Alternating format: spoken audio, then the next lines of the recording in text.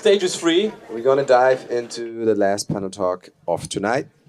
My name is Tithey Shulz. I already had the honor to host 2 panels before, so I'm not going to say too much about myself. Just that I'm really excited for this talk because it's about co-production.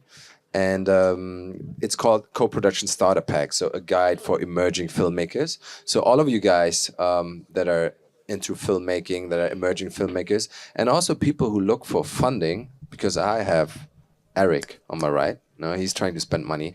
They really should sit here and listen because I'm pretty sure we're gonna have some knowledge and interesting things that are gonna come out of this talk. So with that being said, I would like to introduce the panelists, but rather I would like them to introduce themselves. So let's start on the left-hand side where we have Lamman. Would you please be so kind and give us an introduction about yourself, where you come from, what you do, and what brought you basically to sit here in Cannes at AfroCannes Film Festival? Well, first of all, thank you, Tithey. Good afternoon, everybody. My name is Lamman Rucker.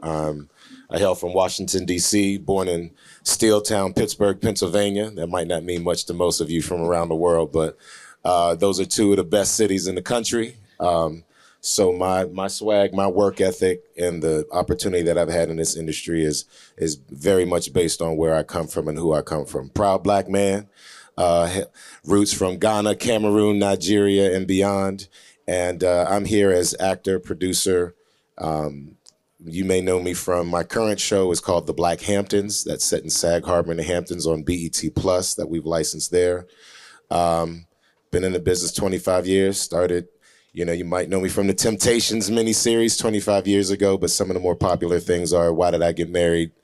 Films with Tyler Perry, Meet the Browns, Greenleaf on the OWN network, a variety of those things. But that the independent resume might be just as long, if not longer. So I think that's really part of the point today, is not just so much of what I've done with other people, but what I've learned and how to do that for myself, collaborating with other artists and other creators. So the man in 3B, even the Black Hamptons is part of an independent collaboration through Tridestin Studios and Carl Weber's Urban Books Media. That's who actually owns the show. It's licensed to BET. It's not a BET show. So those details I think are very important based on the kind of things that we do. So that's it. No, not here to run down the resume, but that's just some of the background. No, but that's why you're here for. So it's interesting to hear. But we can also dive into that a little bit later. Let's move on to Serge. Born and raised in Paris, which is one of the greatest cities. Just to compete with my That's right. Speak about it, baby. Of course. You're supposed to say that. No, born and raised in Paris, originally from Benin. That's where the family is from. And I have a faceted relationship with our people, with black people, with Africa, the diaspora. My wife is from where you're from. And I run a film festival called Nollywood Week, which some of you have heard about, which takes place in Paris every year. It's 5 days of celebration of cinema from Nigeria, but also from the rest of the continent, as well as from the diaspora. And we also have industry sessions and all of that, where people can network, get to know each other, and also just start working together. So co-production is like very key as a concept. And then after that, we realized that there was a bigger problem. Showcasing the works is one thing, but then where do the works go after that? So distribution. So then we started a distribution company on the back of the festival, and then after that, we also start getting into production and talent management. So that's in a nutshell what my company, which is called Okada Media, does. Is there any notable work that you would like to mention that came out of Nollywood Week, or then also the other things that you attached to it? Nollywood Week has been going on for over a decade now. It's been going on since 2013. So basically a lot of the great films coming out of Nigeria and Africa as a whole that you can watch on Netflix came through the festival. I don't know, like movies like The Wedding Party, or just like some of these big hits were at the festival at some point. We really received everyone, all of the big stars, especially from Nigeria. And as a company, as a distribution company, we've also put a lot of our content on Netflix as well. We worked with Netflix, Amazon, and other platforms, but especially Netflix. I don't know which title I should name right now. I don't want to make anybody jealous. So, but yeah, some of our titles are out there. And when is the next Nollywood Week? So basically, we actually try to connect with Cannes Film Festival. So we are right before. So next year, 2026, May 2026. Look out for us on social media so you can, be aware of the dates and everything. What's the social media handle? At Nollywood Week. Okay, write it down. Write it down. Let's move over to Erik on my right side. Yes. Please give us a quick or long introduction if you want to. About Hi, everybody. My name is Erik, and I have money, and I want to spend it. My name is Erik Gordon. I am from Stockton, California, but I live in Atlanta, Georgia. I've been there since the 1900s, and I'm an older gentleman. So we finance film and television. I was a professor for like 15 years. I've taught every level of education, and now we finance film and TV. We raised approximately $400 million and counting to do so. We do that using a debt facility. In addition to that, I wrote 4 textbooks on how to get film financing. It's called The Business of Film, bizoffilm.com. And what it does is it gives you like 80 quizzes, 15 tests to talk to you guys about how to actually know the industry that you are committing your lives to. All too often, a lot of people are like, oh, I got to make this movie, so I got to go raise some money. Oh, what up, my guy? I got to raise some money. And, you're thinking equity, you're not thinking debt. And so what I love about this is the ability to talk, teach, and give hope, real hope, tangible things that you can do to actually get your film funded and moving forward. In addition to that, I'm a Leo. I like long walks in the park. I was about to ask the question what your zodiac sign is, yeah, actually. You gave it away. But you gave it away before that, actually, already. But he doesn't hold hands. Yeah, no, can't do it. Don't get your hopes up. He's not. Give her a fist bump. Like, there you go. There you go. All right. So, yeah. But yeah, I'm just here. So yeah, let's vibe. Okay. Can you elaborate a little bit on the program and the quizzes you just mentioned? Like, is it a free program? Oh no, it's not free. It cost me too much money to build. No, but it is exponentially cheaper than traditional universities. It's probably 1/5 of the cost, or 1/10 of the cost, depending on what. Actually, 1/10 of the cost. Most schools will charge anywhere between $25,000 to $50,000 American to learn things you can learn on YouTube. Right? How to point and shoot a camera. How to shoot in thirds or color correction. Things, again, you can learn on YouTube. What they don't teach you is how to do the jobs, the 8 different jobs inside of a studio that actually get your film funded. When I talk about debt facility, I'll give you a great example. I have talked to Oscar award-winning directors who do not know the things that I am talking about because all they've known is the studio system. If I say independent film, they don't know that the Joker was half independent, half studio. They don't understand to the extent of how you can retain the rights of your film. We talk about, when I talk to Prudence all the time, it's like people like shiny things. So now you guys know Ryan Coogler, right? We talked to Ryan Coogler's company a year prior, right? When they were talking about documentaries. And everybody's like, oh, look at this. That's not the first deal. It's definitely not the last deal. And you need to understand what exactly went into that deal and how you can even circumvent that deal to give yourself leverage for your film. It's one thing to go hat in hand, like, please like my film, please pay for my film. It's another thing to say, hey, I have the money already. Here's what the situation is. So I broke down the books, and the average pages for the books is about 194 pages per book. I built courses before for SNHU and various other universities in business and marketing, et cetera, and finance. But what made this so attractive to me is because I'm watching very passionate people give up on their dreams because they don't know the business side of film. And I implore you all to learn the business side of film. Understand what the difference between a package and a pitch deck. Know what I'm talking about, domestic distribution, first window, second window, third window, and more importantly, the international pre-sale process. How you can get money for your film before you even start shooting, before you even officially cast, because your team from the package is done correctly. So those kind of things.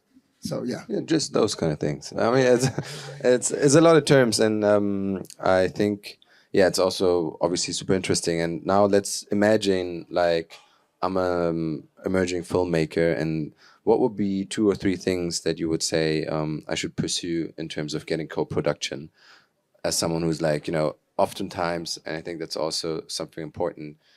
If you're creative, then the business side can be a bit like draining or like struggling. So it makes sense to have an understanding of it all, but maybe sometimes it's also a bit overarching. But still, let's imagine I'm trying to pursue that, and this is a question for all 3 of you. Maybe like, what are like 2, 3 things that you would say are important in that sense?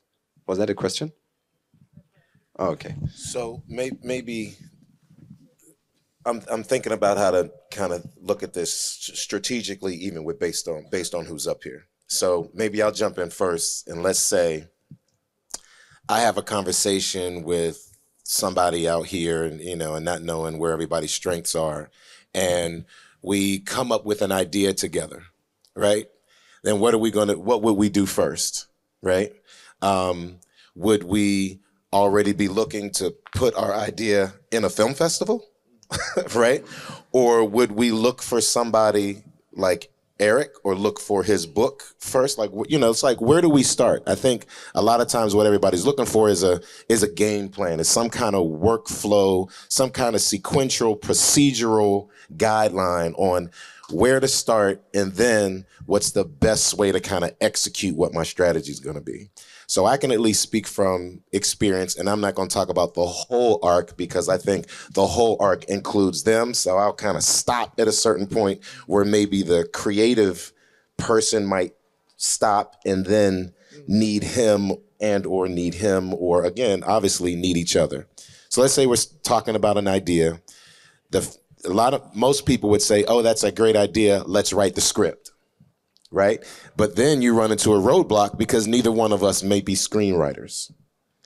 So then, oh my God, we got to go find a screenwriter, or we have to wait to pursue the idea until one of us goes to take a screenwriting class, or until she finishes her MFA, or until, I'm going to go to a conference next summer and hope to meet a screenwriter that can then be the right screenwriter for us to create our idea. And in my opinion, one of the easiest ways that these things can happen is, 1, start right where you are. Everything doesn't always have to be in screenplay form. We now, fortunately and unfortunately, have a lot of AI tools. I've got mixed feelings about all that too. I think one of the young ladies earlier mentioned that. But hey, like I've done with one of my films, even here at Cannes, is, hey, we got a feature idea, but why don't we just start with thinking this through as a short? How can a story be told? 1, commercials are 15 seconds or 30 seconds long, and somehow you still get a beginning, middle, and end, right? Music videos are 2 minutes long now. They suck. They like 2 minutes. I grew up on, right, I sound like my parents. I grew up on real music. Even early hip hop was more than 2.5 minutes. We got 3-minute, 4-minute, 5, 6-minute songs. Hell, we were dancing our asses off, sweating and breaking our back. We wasn't too cool to sweat in the club, So our songs, the music was long, and it had not just, then when you got groups, you got multiple verses, because at least each dude in the group at least has a whole verse on his own. So I'm talking, and even that song and each verse from each brother in that song is a story. It's a voice, it's a perspective, it's a character, right? We want to talk about Tribe Called Quest, we talk about NWA, whatever it is. So now you have a 3.5. Let's cut it there. A 3.5 long rap song, music video that has 3, 4, 5 different guys in it. That's 5 acts, right? So it's us understanding structure. A lot of the information we're looking for and the guideposts that we're looking for, we already have. We've been doing it. And again, not to be racist, but we're Black people. We are talking about oral traditions and storytelling that's existed since the beginning of time, let alone, right? These are cornerstones of African traditions and storytelling. So back now, just to be keep it in the screenplay space, you take that and you say, hey, even if we're the only two voices, let's come up with what story do we want to tell and why. The why is always important, but let's just do something that's only going to be 2.5, 3.5 minutes long. We can do that with our cell phones. We can do that with the little bit of information and a little bit of technology that we have right at our fingertips. So now we just take that idea. I mean, hey, if we're beyond high school, we should know how to write an outline. We should know how to put something in bullet form, right? Let's just make a list of what this happens. I remember taking just a little notepad. All right, this happens first, then literally, like a flip book. Like I remember making cartoon characters, taking my little notepad going, and making a little character move because each page, right, has a different thing in the action. But same thing with story. I want this to happen first. We see this happening next. Then this happens. Then, ooh, you know what we should do next? You know what should happen next? But basically, you're writing a story. So just write the story. Write it in whatever form you know best, right? Even if it's in the form of a short story.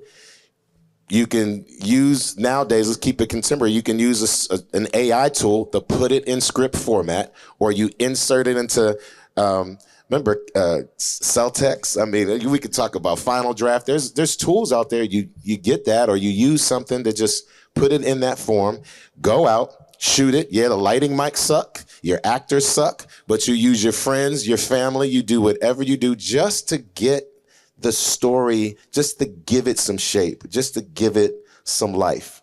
Then from there, even though it might not be great, it's an idea, it's come to life, it's some kind of proof of concept, and then maybe you can actually submit it as a short to Hollywood Week, shot on the phone with your friends, or to where, whatever. There are plenty of different places, and you just start where you are. And if that is too far-reaching, you set up a little screening at your house, at your high school, at the recreation center, in the playground, in the park, right? I mean, I grew up watching these things literally happen in front of me. Some of the greatest musicians and playwrights have been in my living room as a child, because at the time, they were just people just with ideas.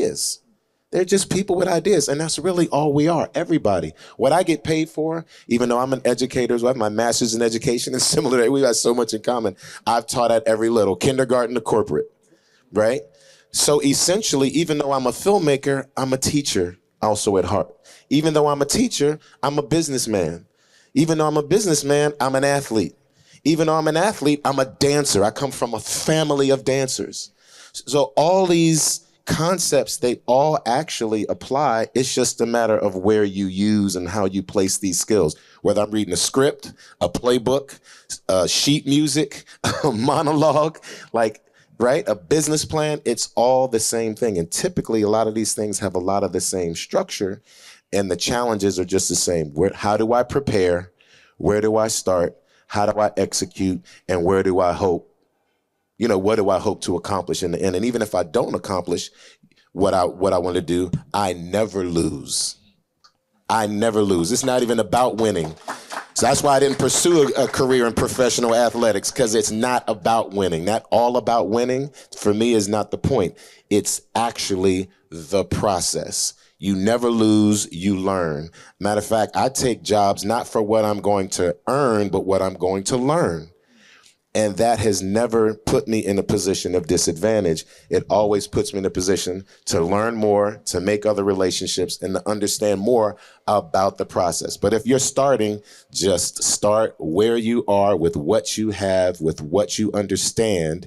And what you don't understand is the perfect opportunity for you to understand what else you need, which means you got to find somebody else to partner with, to collaborate with, and to align yourself with, so that you can try to get things done. Whatever I need, more than likely you have. Whatever you need, more than likely I have. And whatever we don't have, we're going to find somebody that can help fill the gaps. And then you continue to move forward like that. And before you know it, you've got credits with 250 people at the end of your Oscar-winning film, since you said, right? You know what I'm saying? At some point, that's what it is. It's all collaboration. There's no other way to do it unless you want to hold the camera, run over here, put up the lights. I feel like I'm setting up my audition now, right? But right now it's that. But even that, we have to put ourselves on tape for auditions. Now you know what it's like to have to be the light person, the sound person, right? Camera. You're learning how to all do that. So point is, again, I know it's a lot and I'm trying to talk real fast, squeeze it all in. But now I'm throwing you the rock. All right, this is me being an athlete again. Alley-oop to you, Serge. So let's see what you're going to do with it. What you going to do with it? So I can give it to you, but what you going to do with it? Okay, this is what I'm Since we talk about NWA, I just throw a little ice cube in there for you. Big round of applause. Right? Yeah. No, that deserves. Let me ask the moderator. Should he have gone first? I'm not sure, but it's okay. It's okay. I'm sorry, man. No, sorry. no worries. It's all good. I'm going to take another perspective, which is, I'm going to say that you should start from the finish. You should start from the end. And what I mean by that, I'm wearing my distributor hat here. Right. Who is your audience? You have an idea. You want to make a film. You want to, whether it's a short or a feature or whatever it is. Who is going to watch it? And don't give me the answer of everybody. I want everybody to watch my film, because I hear that all the time. I want my story to be universal. Yeah, that doesn't mean anything. It's honestly, it's the biggest lie that we tell ourselves. Oh, everybody out there is going to be interested in my story. No, the world is as what do you call it? Like we are so divided, and we are so the interest that we have. If you look at the four of us, our phones and what's on our feed, I'm sure is very different. And so what I mean by that is we all have vested interest in specific subject and topic. So you need to identify your audience in a very, very, I want to say, sophisticated and accurate way. You want to be as precise as possible so that you know who your audience is. Once you've done that work, then you can backward engineer from that point and make your film in a way that is going to reach that audience and going to enrich that audience as well. So that's something that to me is very important. As a distributor or a festival organizer, a lot of times films are already made, everything is done, finished, finalized, and then they come to me and say, so what do I do with it now?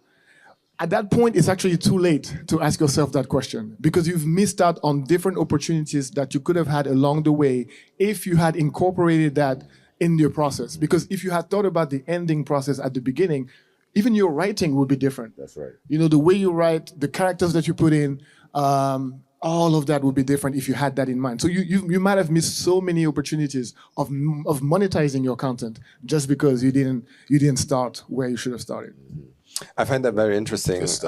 However, I don't know if you've read the book of Rick Rubin, where he actually says, especially about creativity, it's about creating something for yourself and not necessarily for other people or the audience, and come from that perspective. That's something that I really could resonate with, but obviously makes sense from a distributor lens to be aware of that. But that's why collaboration's important, I think. So, and I'm just, it's going to sound cliche, but the whole thing of show business and how they show in this business, I mean, at the end of the day, it's all of that at the same time, right? And it's, you have to put yourself out there as a creator, as a creative, but you also have to think about the market. Yes. I think it goes hand in hand. And I mean, that's why Erik has written all of his books.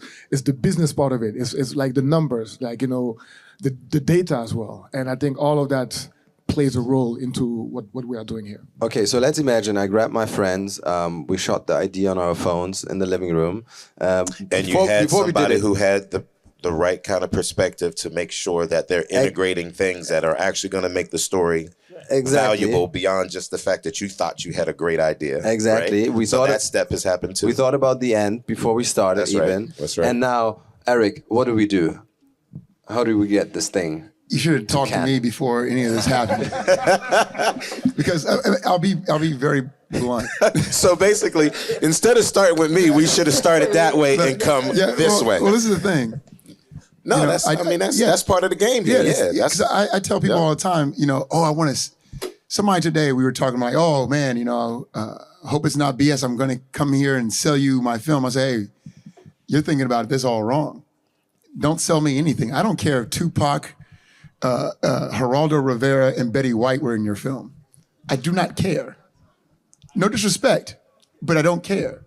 All I care about is it packaged correctly? Is it a financially viable situation for a debt facilitation? That's all I care about. I don't care how much money you're going to make on the film, not from my business, not from our business perspective, right? We don't take any equity out of your film. We take the interest that accrues when you are filming, when you're doing your project. Understanding the difference between the equity and the debt, understanding where and why it exists. Also, Lamman said, an amazing thing. He was like, hey, man, you know, I have a 2-minute film, blah, blah, blah, blah, blah, blah, right? All those things. Well, he didn't say blah, blah, blah, blah, blah, but he said some very key points, right? Oh, that's what you heard? Yeah. You on some Charlie Brown out here? Womp, womp, womp, womp, womp. No, but like, because when I tell you understand and learn the business, the first thing I thought of, because I've entrenched myself in the business, is the $11 billion microdrama industry. And some of you are shaking your head because some of you know this to be truthful, right? And China and Korea are killing the game in the microdrama industry. So I'm automatically thinking about, now look, I'm a creative. I love the creation, but I also hate being told no. When I have something that I know will work from a marketing perspective, from a numbers perspective, but I don't understand the industry I'm in, and I have to listen to somebody who I know doesn't know, tell me no, it is infuriating. So what I do is I start from the end, right? The end user. The end user is the person who purchases the actual film, who owns the rights, et cetera. I want that. I don't necessarily need that kind of power, but I need to know when somebody is BSing me. So what I did is I taught myself these things, and with Film Hedge and our business partners, we've actually kind of mastered the ability to know what to look for, understand what the waterfall looks like. What does a waterfall mean? You know, like all these things are essential to understanding how to get your film to the finish line or your television show to the finish line. It is imperative that you know these things. It is imperative that you know what new things, instead of saying, oh no, AI is coming to get you. Oh, we gotta be worried. You better figure out how you can get AI and use it to your advantage to make money so you can buy food and a house and clothes, right? Again, you're in this business partially, well, mostly because of your passion and your creativity. And I'm here to tell you, creative people get taken advantage of all the time. I'm not gonna mention any music artists because I don't want any issues. Because we live in Atlanta. But the point I'm making is people get taken advantage of all the time. Creative people get taken advantage of all the time. At what point do you stop and say, hey, I don't like this. Let me learn the industry that I am trying to be a part of. Not learn how to make the thing, but learn how to do the thing and make money from the thing. That's what you need to learn. It's great. And for that, buy his my course. apologies. Oh yeah. The course is cheap. The course is cheap. I'm not here to sell. I'm not here to sell the course. Matter of fact, when people suggest the course to other people, they get money because you have to keep the money inside the community, The ecosystem. Yeah, it's important. Okay, but to maybe wrap this up. So We're just getting started, man. I know. But unfortunately, we don't have so much time. But let's imagine we started with you, yeah? Just to like, you know, you have this idea, you want to bring it to life, but first of all, you got to think about the right packaging, like, you know, start from the other angle. I can break it all the way down for you. Maybe just to... Okay. Now we'll work back this way. Yeah, it'll be real quick. Okay, so look, say you have a film. Say you have an idea, and you're like, man, I got this idea, and you know Lamman, right? And you know he knows other people, right? And you're like, okay, well, who do you think we can get attached? We don't have much money, but we want to get some people attached. The first thing you got to do is look at their value overall in the system. Every actor of note has some kind of domestic value and international value, right? And then you say, okay, well, I got these 3 people. It's worth, let's say 1.5, right? And then you're like, okay, cool. I need set design and everybody else, right? You have a package, producers, et cetera.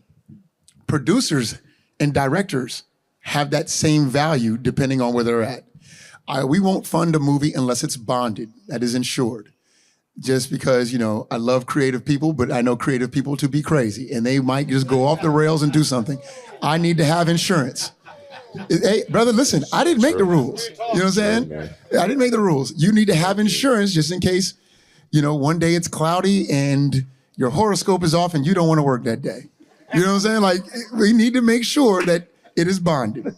Okay, so we have that. And then we go to the international pre-sale and you say, oh, we went to Film Nation or the Exchange or Black Bear or one of the international sales agents that are reputable and they said, hey, these people are attached. We're willing to give this much money to sell to over 100 plus territories.